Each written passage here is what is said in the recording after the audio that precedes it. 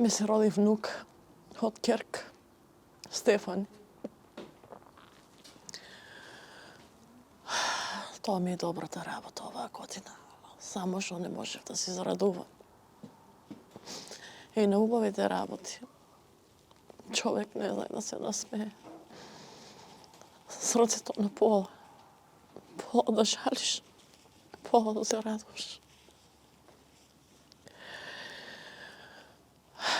Тешко. И ред други работи. Наутро тука на гробишта, навечер на гробишта.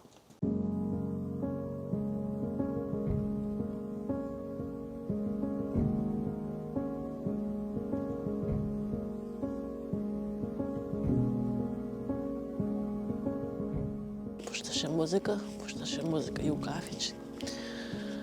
Пушташе музика и у други градови. Дека имаше потреба, го тражија на свадби, на матурски. Сега веќе нема никаде. Само може дома да го гледаме на слика, да му ја гледаме опремата што му остана таа комуна вечер. Се радуваше на опремата да си ја купе. Мамо, сакам опрема голема. Ако си успеја, само си ја купи.